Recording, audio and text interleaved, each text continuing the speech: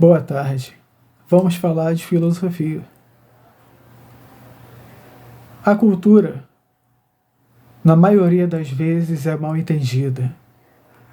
A cultura, na maioria das vezes, é muito louvável para uma nação, pois forma princípios, pois forma uma economia complementar, exemplificadora daquela nação. Existe a cultura política, existe a cultura religiosa, existe a cultura filosófica. Vamos observar os pré-socráticos.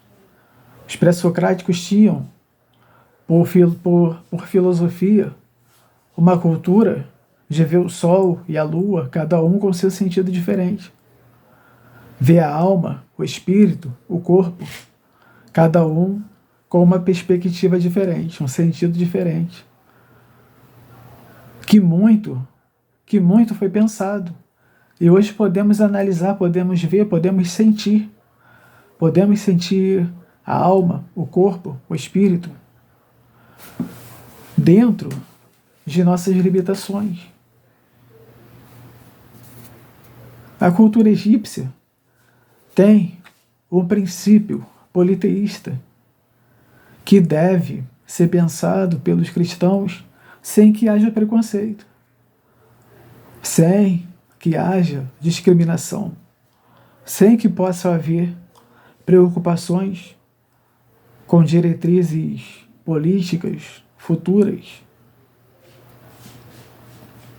sem que haja o princípio de uma formação de alguma cadeia milenista apuradamente para baixo do cristão. Podemos observar que a ciência, que a cultura da ciência como o manifesto da anatomia, se baseia por corpos, se baseia por substância, se baseia por musculatura, ossos, sangue. Devemos observar que nós, como animais políticos, como homem animal, como homem racional,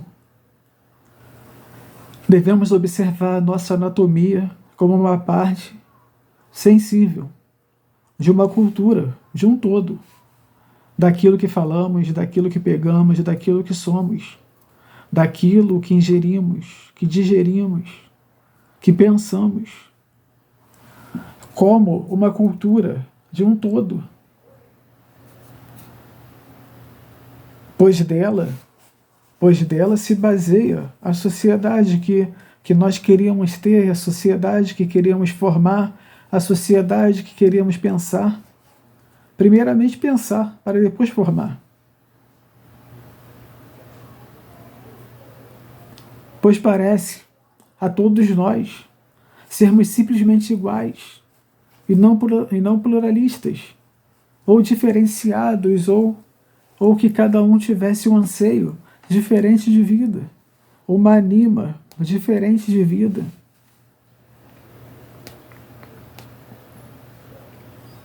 Mas nós observamos que a nossa alma, por mais complexa que ela possa ser, por mais difícil de ser interpretada, por mais difícil de ser acessada, nós temos ainda, por contexto, o nosso homem carnal.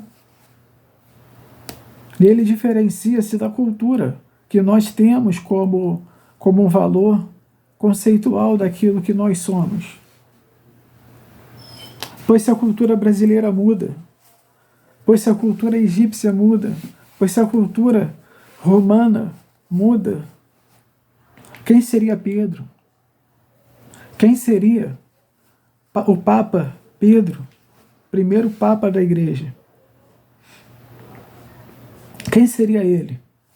Se estas coisas não fossem dessa maneira, se fossem de modo diferente, diversificado, com outra plausibilidade, com outro sentido, com outra noção, outro conceito, conhecimento. Como seria se este Deus que é existencial para mim não existisse?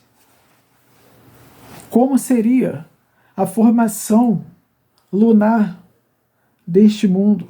Como seria o Sol deste mundo? As estrelas? Se ele não existisse, tal cultura cristã seria como? Poderíamos pensar? Como seria a nossa cultura social? Nossa cultura humana, natural? Se tivéssemos por pressuposto um Deus inexistente que não fosse capaz ou elementalmente capaz de ser quem se é para o homem hoje, e se antes não fosse, como seria essa alimentação de Deus? Como seria esse Deus pleno, supostamente perfeito, ou para muitos perfeito? Como seria esse Deus se a nossa singularidade com todos nós e a nossa pluralidade com todos os outros, se a nossa diferença e as nossas raízes fossem culturalmente diferentes da cultura de hoje? Como seria? Nós teríamos muitos mais erros do que temos hoje.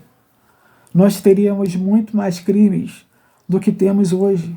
Nós teríamos muito mais abusos do que temos hoje. E não é por simples forma de pensar em uma tal grandeza. Não, não é.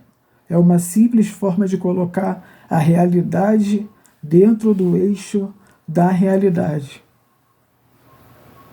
Ou seja, quem é Jesus para a cultura? Jesus foi um pregador. Jesus foi um rei, um filósofo, um rei, um profeta, um santo do cristianismo, figura principal do cristianismo.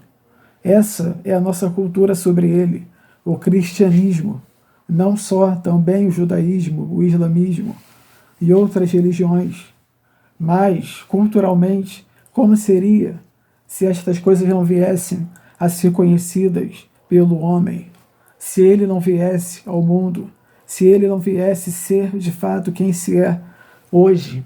Como seria? Teríamos por base muito mais malignidade. Então, amém.